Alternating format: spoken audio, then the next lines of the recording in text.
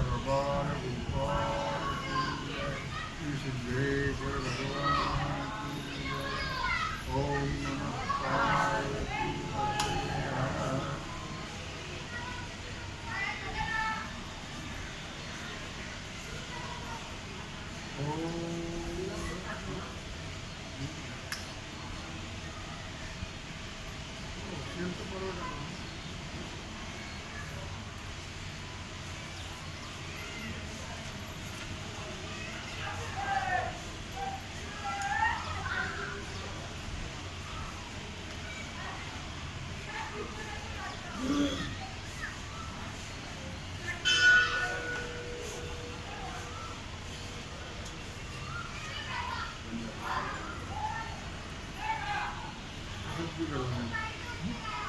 बिगड़ कशात झालं?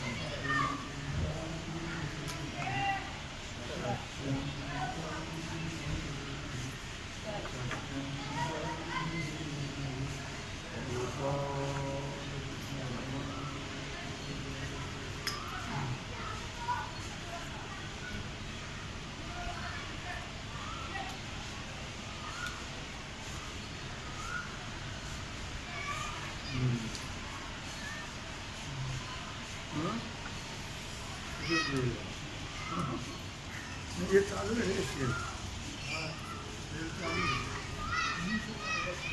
वाहुनी आपुली तिथंच काहीतरी आहे घरी जो अंतःकरण निश्चया साचपण दयाचे भगवान सिद्धेश्वराच्या आश्रमकृपेने श्री लक्ष्मी पांडुरंगाच्या चरणाजवळ बसून श्री सद्गुरू ज्ञानेश्वर महाराज, श्री जगद्गुरु तुकाराम महाराज, श्री संत एकनाथ त्यांच्या चरणात आपण सर्व विषय चालू महान ग्रंथ ज्ञानेश्वरीच्या 12व्या अध्यायाच्या 152व्या ओळीचा आपण विचार करतो. विषय आहे भक्ताचा निश्चय. निश्चयाला किती महत्व आहे. एक एक गुण आहेत संतांचे अत्यंत श्रेष्ठ. आपण 19 गुणाचा विचार केला, 20व्या गुणाचा विचार केला आहे. किती महत्वाचे गुण आहेत संतांचे. संतांच्या उपासना मार्गामध्ये कुठल्याही प्रकारची विघ्न जरी आली, सर्वसामान्यापेक्षा संतांच्या परमार्थ मार्गामध्ये जास्त विघ्न निर्माण होतात. कारण चांगल्याला जास्त विघ्न असतात, वाईटाला तेवढे विघ्न असं म्हणतात. बघ दिलं नाही किडानं बाबा नाही किडा, अशी ग्रामीण भाषेची म्हण आहे. काय नेहमी चांगल्यालाच विघ्न असतात, वाईटाला विघ्न नसतात. मग आता संतांचा जो परमार्थ मार्ग आहे त्या ठिकाणी ज्या विघ्न येतात, पण विघ्न किती जरी निर्माण झाले तरी संत महात्मे आपल्या निश्चयापासून गळत नाही. त्याच्याकरता आपण प्रल्हादाचं उदाहरण पाहिजे. प्रल्हादाला कितीतरी प्रयत्न केले मारण्याचे, कितीतरी प्रयत्न केले, पण प्रल्हाद आपल्या निश्चयापासून ढळला नाही. प्रल्हादासी पिता करीतो दासनी, प्रल्हादासी पिता करीतो दासनी, करीतो स्मरे म्हणे नारायण. देवाचं नाव घेऊ नको याच्या करता किती दुःख दिलं प्रभू, किती त्रास दिला, पण कितीतरी वेळा मारण्याचा प्रयत्न केला बापण या. म्हणून तर म्हटलं एका अभंगात महाराजांनी, प्रल्हादे जनक विभीषणे बंधू, राज्य माता निंदू भरते केली, राज्य माता निंदू. प्रल्हादे जनक विभीषणे बंधू, त्याग केला या लोकांनी. परमार्थाला आडवी येणारी माणसं, प्रल्हादाने त्याग नाही केला, पण प्रल्हादाने आपला निश्चय सोडला नाही. निश्चय सोडला, काय काय दुःख दिलं बोलला का, कितीतरी त्रास दिला, पण प्रल्हादाने काही आपला निश्चय सोडला नाही.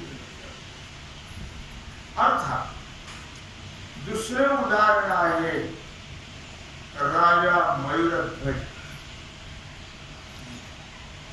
निश्चयापासून हे लोक ढळले हो नाही. राजा मयूरध्वज करवतीला देह,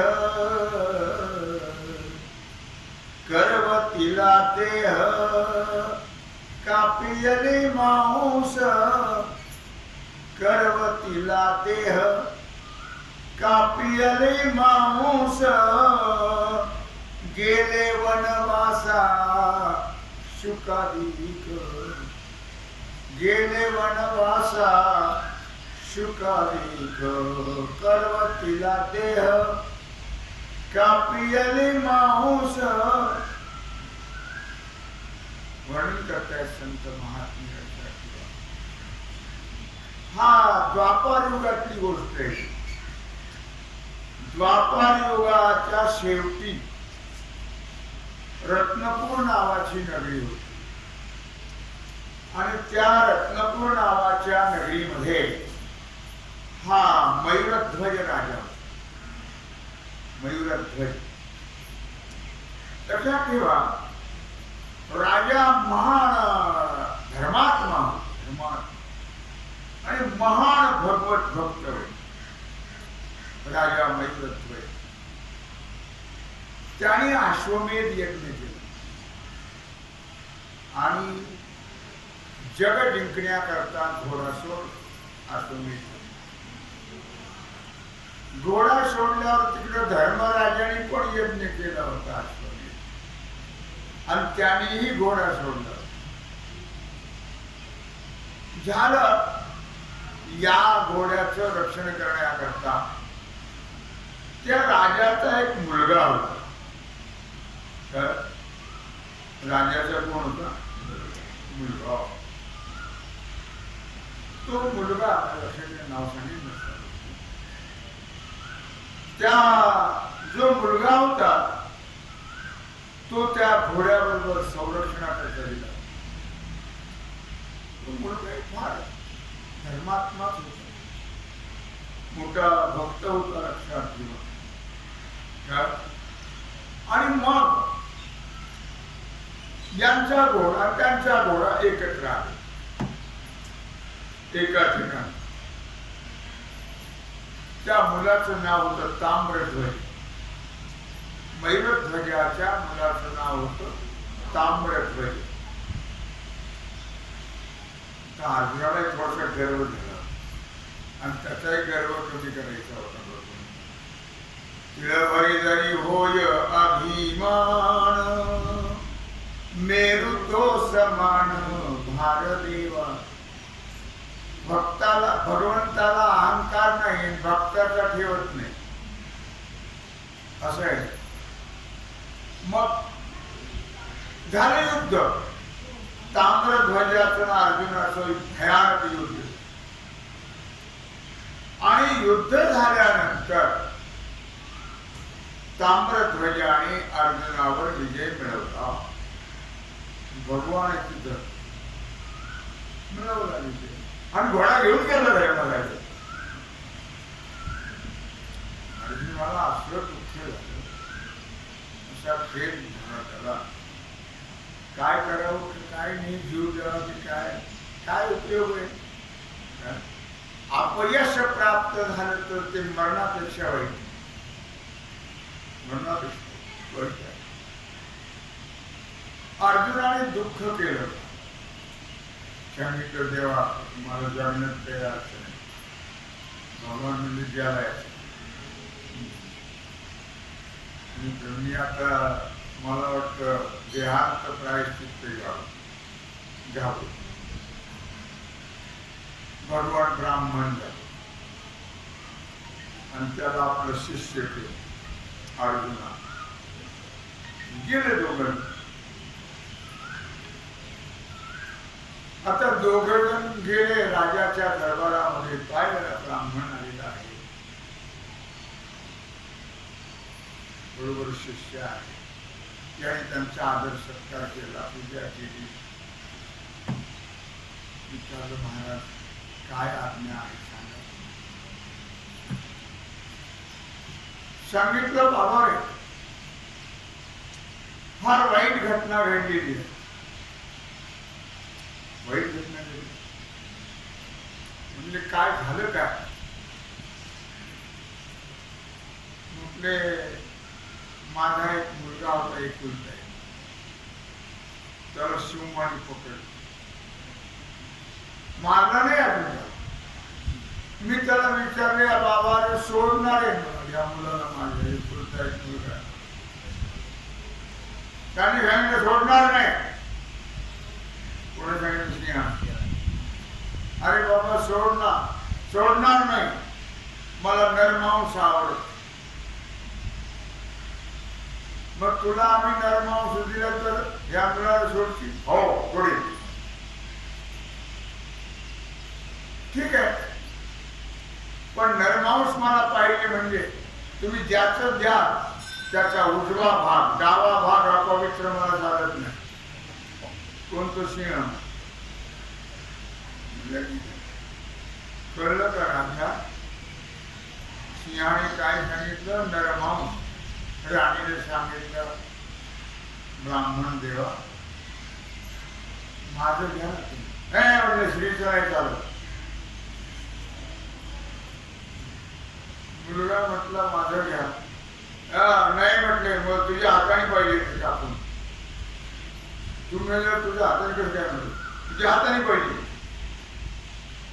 ठीक आहे घ्या ना. मग ते सुद्धा पत्नीने एका बाजूने व्हायचं, मुलाने एका बाजूने व्हायचं आणि करवत जसं लाकडं कापतात त्याप्रमाणे कापायचं. दुःख करायचं नाही, डोळ्यातून अश्रू येता कामा नये. निश्चय काय लक्षात, डोळ्यावरती अश्रू येता कामा नये.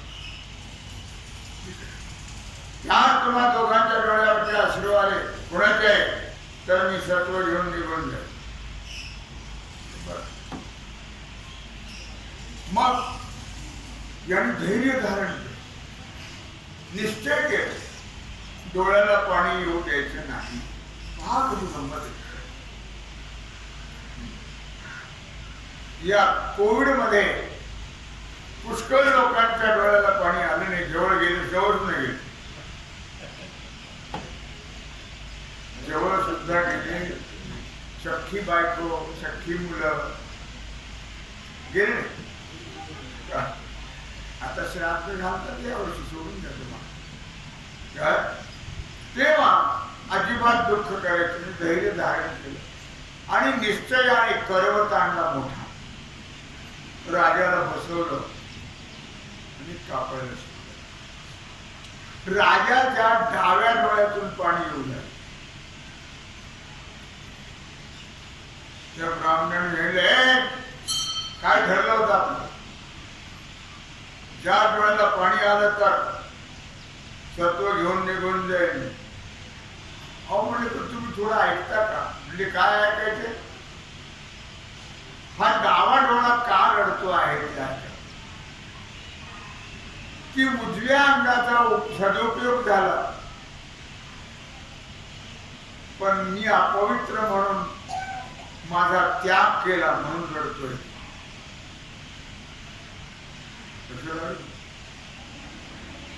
दुसरं दुःख नाही आहे, पण डावा भाग अपवित्र आहे म्हणून त्याचा त्याग केला, म्हणून त्याच्या पाणी त्या डोळ्यावर येत आहे. भगवान प्रसन्न झाले आणि राजाला वरदान दिलं. किती निश्चय होता. करवतीने कापड साधी गोष्ट आणि ती मुलाने पत्नी पुन्हा. राजाचा केवढा निश्चय, मुलाचा केवढा निश्चय आणि त्या राणीचा केवढा निश्चय. तेव्हा म्हणून मी सांगितले की करवतीला देह कापियले मांस गेले वनवासा शुकाले. दुसरं उदाहरण आहे राजा बळीचे. बळीचा केवढा निश्चय बघा. बळी हा विरोचनाचा मुलगा म्हणतात. विरोचन हा प्रल्हादाचा मुलगा. संताचे ते आप्त नव्हती ते संत. संताचे आप्त संतच होतात असं नाही. विरुद्ध जन्माला झालं. मग त्याने इतका त्रास द्यायला सुरुवात. राहिले कीर्तन, राहिले यज्ञ मोडिले कीर्तन, पळाले ब्राह्मण दैत्या भेणे. राहिले यज्ञ मोडिले कीर्तन, पळाले ब्राह्मण दैत्या. इतका उत्माद केला याने. मग सगळे देव मिळून भगवंताकडे गेले. सांगितलं देव हा काय प्रकार? ठीक आहे, त्याची वाट लावतो. मग भगवंतानी मुलीचा वेश धारण. आता भगवान येते त्रैलोक्य सुंदर. आपल्याला वाटतं फारच आम्ही सुंदर आहोत. आपला देह म्हणजे मलमूत्राचा ऊपर खूप बने अंदाजे राम जाणे. काय भगवंताने इतका सुंदर देह धारण केला आणि त्याचा एक बगीचा होता. त्या बगीच्यात एक विहीर होती. तिला रत्नाचे आणि हिऱ्याचे कटडे होते. सोन्याची विहीर. आणि त्या विहिरीमध्ये पाय सोडून बसले मुलगी. अत्यंत सुंदर. हा त्याचा नियम होता फिरायला जायचा. सकाळी साधारण 9च्या दरम्यान ऊन खायचं. तुम्ही बदाम जरी खाल्ले तरी ऊन जर तुम्हाला मिळालं नाही, उन्हामध्ये सूर्यकिरणात जीवनसत्व असतं. ते जर प्राप्त खाण्याचा उपयोग होतो. म्हणून ते 15 मिनिटं 20 मिनिटं का होईना 10 मिनिटं पण उन्हात जाऊन बसावं रोज. म्हणजे ते जीवनसत्व हा रोज बगीच्यात फिरायला जायचं. तो गेला ते अचानक ती मुलगी पाहिली. काय मुलगी आहे लक्षात ठेवा. डोळ्याच्या पापण्या खाली होत नव्हते. पाहत राहो. हळू हळू राजा जवळ गेला. निश्चय सांगतोय बळीचा, कशाला पण थोडी मुळापासून कथा सांगतोय. पाहिलं त्या मुलीने यांच्याकडे, यांनी पाहिलं तिच्याकडे. आपण कोण म्हणजे कारण विचारायचं का? विचारायचं कारण काय? अरे जबरदस्ती केलं हो. नाही पण आपण कुठून आलात?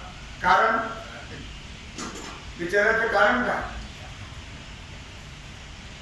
कशा करता विचारता तुम्ही? पण आपण विवाहित आहात का अविवाहित? अरे तेच पुन्हा मी अविवाहित आहे. मग बोलू मोकळ्याने बोला.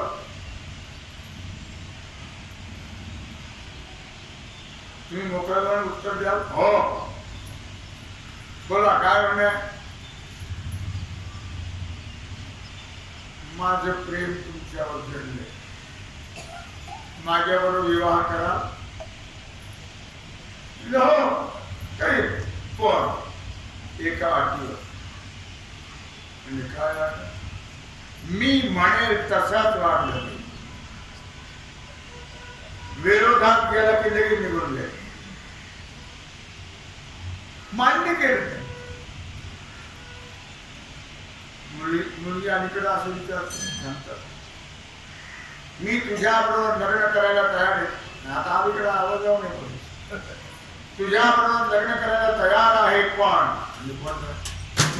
लग्न झाल्याबरोबर आई बाप वृद्धाश्रमात पाठवले पाहिजे, तरच मी लग्न करीन, नाही तर नाही. हे भांडवल म्हणतात. काय हरकत पाठवी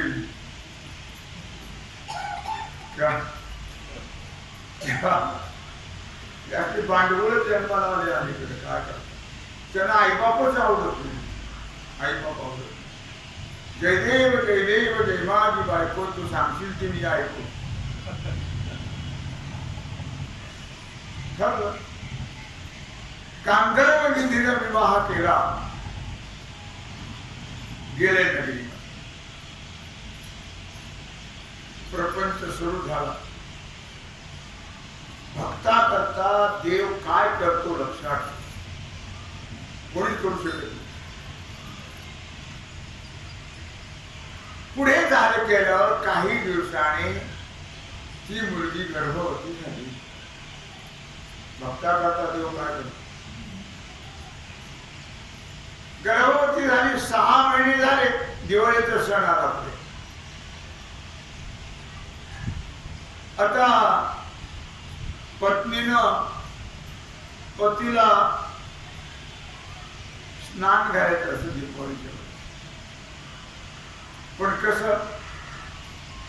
त्याला कोणतं स्नान म्हणतात? अभ्यंग.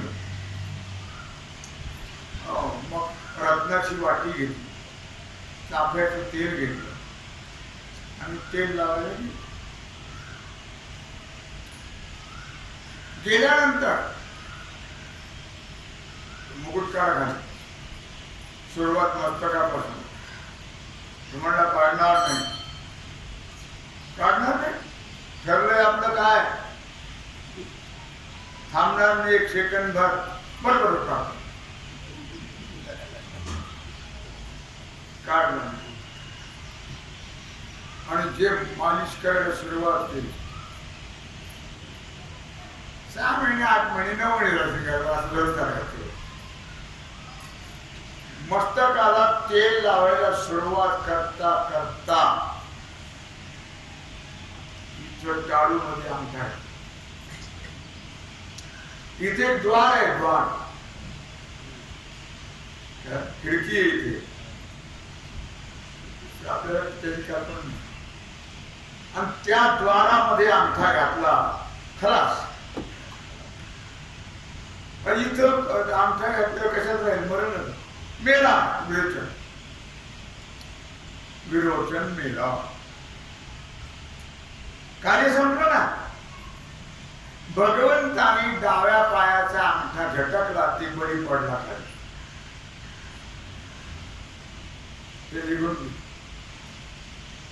मग त्या विरोचनाची बायको होती सुरोचना. तिचं नाव काय? सुरोचना नाही, सुरोचना.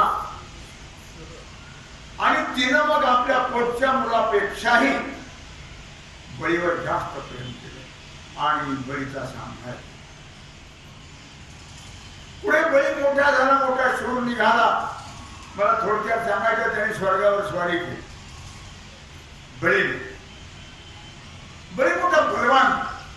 सगळीकडे त्याची जाहिरात होती टीव्हीला, पेपरला. इंद्राने याला ऐकून होता येईल, याला पाहिला बरोबर इंद्रधूप दिला. हा काही आपल्याला जिवंत ठेवायचा. मिळालं स्वर्गाचं राज्य बळीला. बळी दैत्येंद्र झाला. कोण झाला? दैत्येंद्र झाला.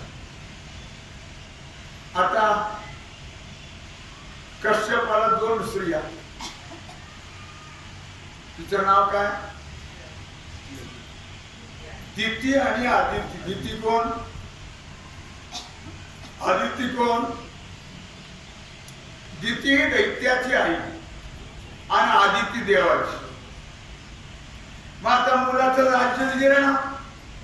इंद्र मुलगा, जी दुःख करू लागली, जी रडू लागली, जी रडू लागली. कश्यपाने विचारलं, काय झालं, कसं करणार तुम्ही? अहो म्हणले, आता आपल्या मुलाचं राज्य गेलं, मग रडून काय व्हायचं? रडून काही येईल राज्य. मग आता काय करू? तुम्ही एक व्रत करा, पयोव्रत करा. मग आधी तिला पयोव्रत सांगितलं कश्यपाने. तिनं सांगितल्याप्रमाणे ठरलेल्या दिवसापर्यंत ते पयोव्रत केलं. दुधाशिवाय दुसरं काहीच नाही. पयोव्रत पूर्ण व्रत झाल्यानंतर भाद्रपद शुद्ध द्वादशीच्या दिवशी माध्यान्ह काळी भगवान प्रगट वामन. नमस्कार केला आईला. विचारला, आई काय काम कशा करता? मला धावा केला. सांगितलं, बाबा या बळीनं स्वर्गाचं राज्य घेतलं आणि इंद्र गेला पडला. मग आता मुलाचं राज्य गेल्यावर मला बरं वाटतंय का? निवडणुकीला मुलगा उभा राहायला पडला तर काय आई पेढे वाटते का? म्हणून मी हे व्रत केलं. ठीक आहे, काळजी करू नको, मी त्याची वाट लावली. आता इकडे स्वर्गाचं राज्य मिळाल्यामुळे बळीनं अश्वमेध यज्ञ केला आणि त्या यज्ञामध्ये भगवान गेले.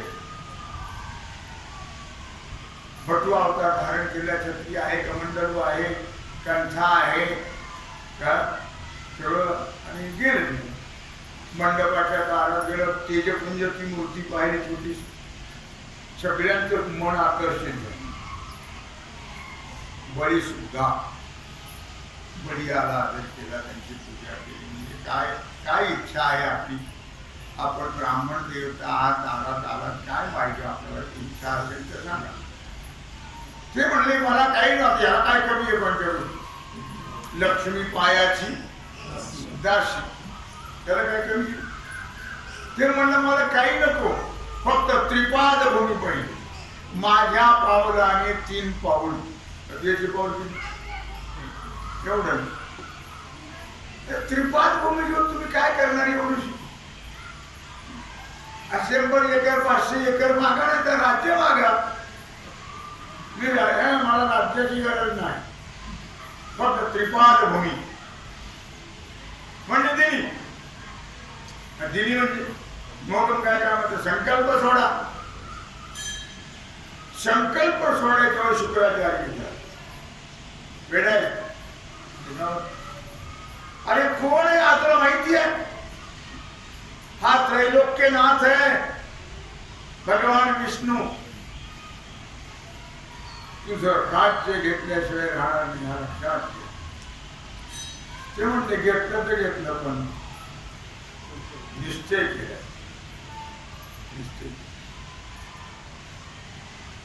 ऐकलं नाही. मग आता संकल्प सोडायचा. हे लहान किडा झाले शुक्राच्या आधी आणि त्या झाडीच्या तोंडाशी बसतो. हा पालथी करते संकल्प सोडा. पाणी कुठं पडते. त्याला वाटतं काहीतरी अडकलं असेल म्हणून त्याने काळी घेतली आणि ढोसल्याबरोबर रक्त आलं. रक्त आलं बाहेर. बळीने शुक्र अंधारा आडाला म्हणून फोडी गेला डोळा. बळीने शुक्र अंधारा केला. शेवटी संकल्प सोडला. पहिल्या पावला सगळं आटून टाकलं. दुसऱ्या पावला स्वर्ग आटून टाकला. तिसरा पाऊल ठेवायचा. मग तिसरा पाऊल विचारला बोल बळी तिसरा पाऊल कुठे ठेवू. सांगितलं माझ्या मस्तकावर. बळीने काय दिलं माहितीये. हो. आणि मग भगवंताने त्याच्या मस्तकावरती तिसरा पाऊल ठेवला आणि त्याला पाताळ दिला. बोल काय पाहिजे. म्हणले काही नाही मला. तुम्ही असेच माझ्या पुढे उभा राहा. तुम्ही समोर पाहिजे. तुका म्हणे बळीन जीव दिला पाया पडी. आत्मबलिदान केलं. नववी भक्ती ही बळीची आहे. आत्मसमर्पण. आणि मग अशा प्रकारे निश्चय. ती सुरोचना जी होती तिनं उद्गार काढले. बला हुआ नहीं गई विरोचन के सती साथ. भला हुआ सती नहीं गई विरोचन के साथ. ऐसा पुत्र पैदा हुआ प्रभु पसारे हाथ. हो बरं झालं मी सती नाही. असा मुलगा निर्माण झाला की ज्याच्याकडे भगवान हात पसरते. ठीक ना. निश्चय. संतांचा विघ्न येतात पण निश्चयाला फार महत्व आहे लक्षात. राजा हरिश्चंद्र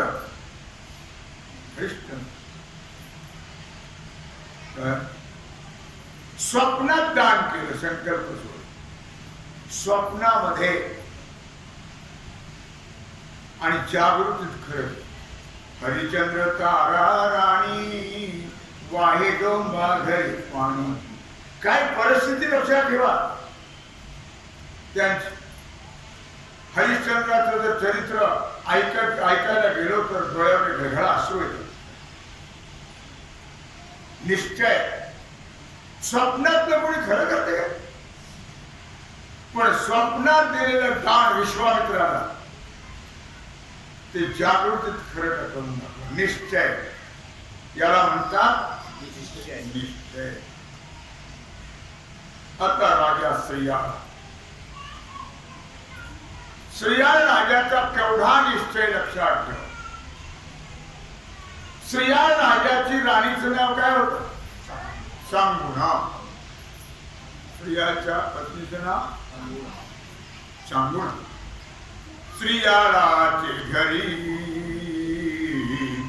श्रीयाळाचे घरी धरणे मांडिले मुरारी. धरणे मांडिले मुरारी मारविले करी त्याची बाळ त्याचे हाती. श्रीयाळाचे घरी धरणे मांडिले मुरारी मारविले करी त्याची बाळ त्याची आहे. श्रियाळ श्रियाळ हा सूर्यवंशातला राजा होता. श्रियाळ मोठा सत्वशील राजा, लक्षात मोठा सत्वशील राजा.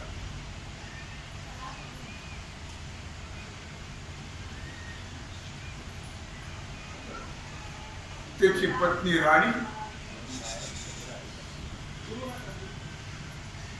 तिचं नाव होतं चांगुणा आणि मुलाचं नाव होतं चिलिया. एकदा नारद कैलासाला गेले आणि तिथं गेल्यानंतर त्यांनी भगवान शंकराजवळ श्रियाळाची स्तुती गायला सुरू केली. काय श्रियाळ राजा सत्वशील आहे, काय भगवत भक्त आहे, काय दानी आहे, काय श्रेष्ठ आहे मानवामध्ये, असं वर्णन केलं. भगवान म्हटले नुसतं ऐकून माझं समाधान होत नाही, मला पाहावं लागतं जाऊ. भगवान शंकर आणि मग भगवान शंकराने कुष्ठरोग्याचं वेश घेतला. कुष्ठरोग आणि अतिथी रूपात त्याच्या घरी आले. राजा श्रियाळाने अतिथी उदयो भव त्याचा सत्कार केला, पूजा केली आणि विचारलं काय इच्छा आहे बोला. त्या कुष्ठरोग्याने सांगितलं की मी वैद्याकडे गेलो आणि वैद्याने सांगितलं की तुम्ही नरमांस खा म्हणजे तुमचा रोग बरा होईल. तेव्हा तुमचा जो मुलगा आहे चिलिया त्याचं मांस मला स्वतः दोघांनी कुटून ते सुद्धा गाणे गायचे, रडायचं नाही, दुःख करायचं नाही आणि ते मस्त त्याचं कुटायचं, ते रांधायचं आणि मला खायला द्यायचं. डोळ्यात कोणाचे अश्रू येतं त्यामुळे चेहऱ्यावर परिणाम चालणार नाही, प्रसन्नतेनं आनंदाने हे काम करेल.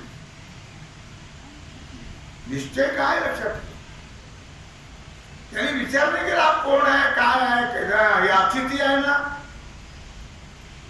मग त्याने मुक्त कापलं ते गाणे म्हणत ते रांधलं कुठलं आणि अतिथी प्रसन्न. काय निश्चय आहे तुम्हा दोघांनी सांगितल्याप्रमाणे तुमच्या डोळ्यात अश्रू सुद्धा आले, चेहऱ्यावर परिणाम सुद्धा. काय इच्छा आहे बोला. म्हणजे काय इच्छा नाही आमची, एवढीच इच्छा आहे सर्वेत्र सुखिनः सन्तु सर्वे सन्तु निरामयाः सर्वे भद्राणि पश्यन्तु मा कश्चित् दुःखम् आप्नुयात्. आमच्यासारखं दुःख कोणाला देऊ नका, एवढंच मागे. मुलगा त्याचा प्लाटमोरच काढाय. भगवान प्रसन्न झाले आणि चिलिया घेऊन याला काय म्हणतात निश्चय. म्हणून कुठे ना किती जरी विघ्न आले संतांकडे तरी कुठल्याही प्रकारे ते निश्चयापासून ढळले नाही. एक लक्षात ठेवा.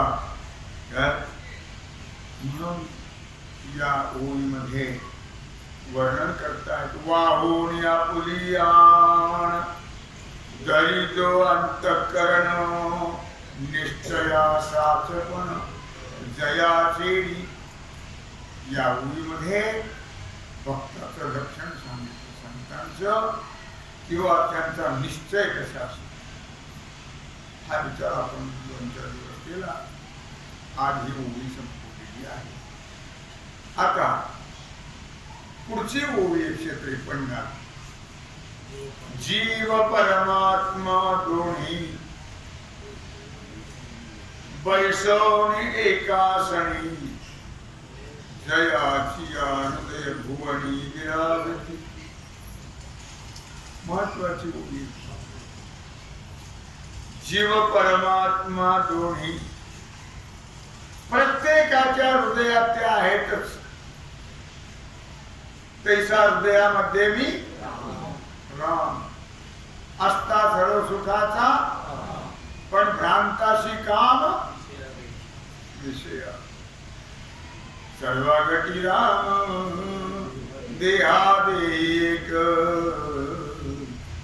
सर्वागती राम देहादेक सूर्यप्रकाशक सहस्ररश्मी हरिमुखे म्हणा हरिमुखे म्हणा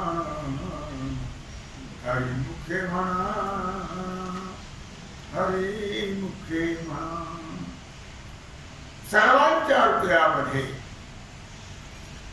जीवही आहे आणि परमात्माही आहे.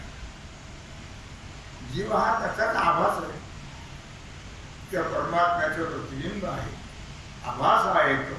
त्याला चिदाभासही म्हणतात. तेव्हा जीव परमात्मा दोन्ही बैसवून एकासनी जयाची हृदय भुवनी विराजती. ज्यांच्या अंतकरण रूपी घरामध्ये जीव आणि परमात्मा हे दोन्ही एकाच आसनावर बसून शोभू लागलेले आहेत. शोभिवंत दिसतात. म्हणजे याचा अर्थ काय? याचा अर्थ भक्त किंवा संत जे असतात त्यांनी जीव परमात्म्याच्या ऐक्याचा अनुभव घेतला. एका सणी याचा अर्थ जीव त्यांच्या ठिकाणी जीव परमात्म्याचं ऐक्य झाले. आणि हे जोपर्यंत होत नाही तोपर्यंत संसार संपणार नाही. हे ऐक्य होण्याला फार मोठं महत्व आहे. शास्त्राने सांगितलं श्लोकार्धे प्रवक्ष्यामि यदुक्तम ग्रंथकोटिभिः ब्रह्म सत्य जगन मिथ्या जीवो ब्रह्मैव नापरा.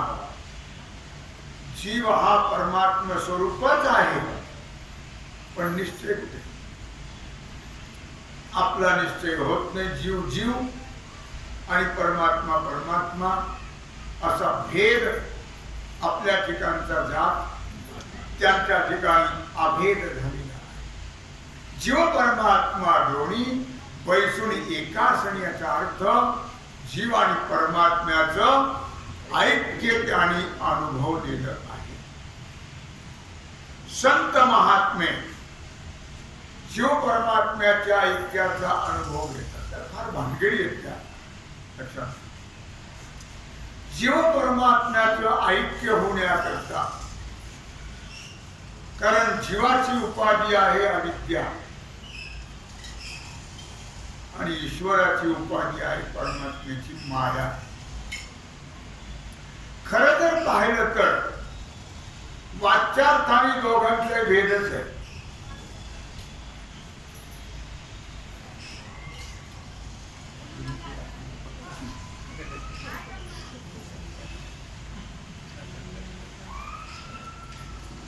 दुर्दैव दुर्दैव. काय काय सांगत होतो? वाच्यार्थाने भेद आहे.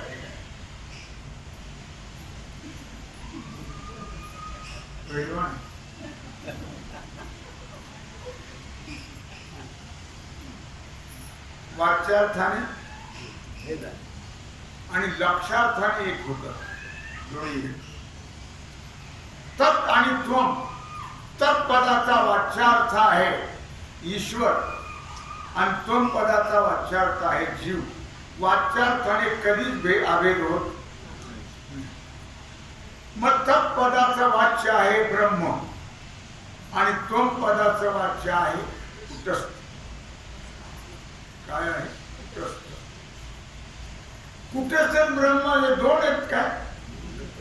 कसे काय येते सांगा. कुटस्थ आणि ब्रह्म जे आहे हे नाव दोन जरी असले तरी दोन्ही एकच आहे का? आपण आरसा घेतला, आरशात पाहिल्यानंतर तिकडे एक तोंड दिसतं, इकडे एक तोंड, मग दोन आहेत काही एक आहेत? एकच. मग दोनपणा त्यांचा जो आलेला आहे तो कशामुळे आला? मग त्याच्याकरता काय करावं लागेल? आरसा. मग उपाधी बाजूला केली की ऐक्य होतं. ती अविद्या उपाधी आहे, ती जाण्याकरता वेदांत शास्त्राचा अभ्यास.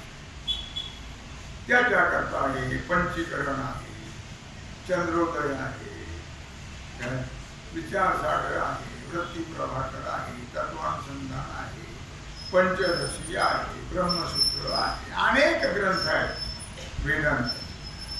ते केवळ जीव परमात्म्याचं ऐक्य होण्याकरताच हे ग्रंथ अभ्यास करायचा. आणि मग त्याच्यामुळे आपल्या ठिकाणी असणारा भ्रम, तो भ्रम गेल्यानंतर ते ऐक्य होतं. संतांचा तो भ्रम गेलेला आहे आणि जीव परमात्म्याचं ऐक्य त्यांच्या ठिकाणी झालेला आहे. असा विषय या ठिकाणी सांगता आहे. याचा विचार आपण करायचा आहे. तो विचार आणि आजची सेवा भगवत चरणी समर्पित करून राहिला जो सेवेचा भाग आहे तो आपण उद्या